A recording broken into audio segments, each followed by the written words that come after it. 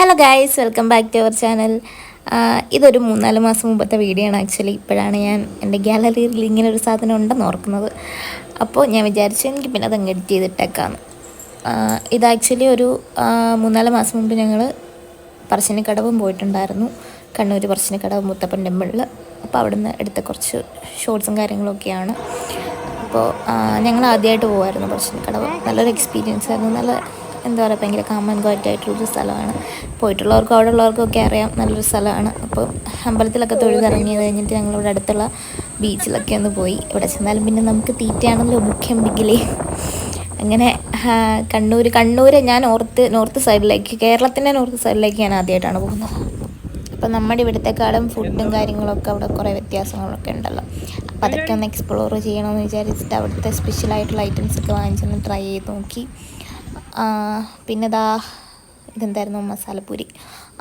മസാലപ്പൂരി അത് കണ്ടപ്പോൾ അത് കഴിക്കാമെന്ന് പറഞ്ഞിട്ട് അത് വാങ്ങിച്ച് ടെസ്റ്റ് അടിച്ച് നോക്കി. അത് ആക്ച്വലി മസാലപ്പൂരി നമ്മുടെ നാട്ടിലും കിട്ടും, പക്ഷെ അവിടെ ചെന്നപ്പോൾ മസാലപ്പൂരി കണ്ടപ്പോൾ കഴിക്കാൻ തോന്നി. ഇപ്പോൾ അത് വാങ്ങിച്ച് ബീച്ചിൻ്റെയൊക്കെ വൈബിലിരുന്ന് മസാലപ്പൂരിയൊക്കെ കഴിച്ചു. ഞാനിപ്പം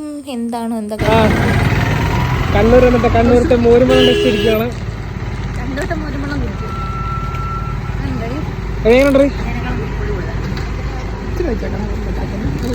അടുത്ത മോരുമളം കഴിഞ്ഞ് മാങ്ങ ടെസ്റ്റ് ചെയ്യണം. കണ്ണൂർ സ്പെഷ്യൽ മാങ്ങ.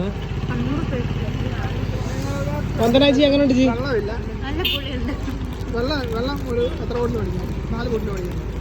അടുത്ത സാധനം തന്നെയാണ് ഗൈസ്. അടുത്ത കണ്ണൂരിലെ സാധനം ടേസ്റ്റ് ചെയ്യാണ്. അപ്പോൾ അങ്ങനെ അവിടെ കണ്ട സകലമാന സാധനങ്ങളും ഞാൻ വാങ്ങിച്ച് ടെസ്റ്റ് അടിച്ച് നോക്കി. എല്ലാം ഒന്നും എനിക്ക് ഇഷ്ടപ്പെട്ടില്ല, ചെറു സാധനങ്ങളൊക്കെ ഇഷ്ടപ്പെട്ടു. അങ്ങനെ നമ്മൾ കണ്ണൂരിനോട് വിട പറഞ്ഞ് നമ്മൾ നമ്മുടെ നാട്ടിലേക്ക് പോരുവാണ്. ട്രെയിനാണ് അങ്ങോട്ട് പോയതും, ട്രെയിനാണ് തിരിച്ചു പോകുന്നതും ട്രെയിനിലാണ്. അപ്പോൾ ഈ ഒരു വീഡിയോ ഇത്ര ഉണ്ടായിരുന്നുള്ളൂ. ബൈ.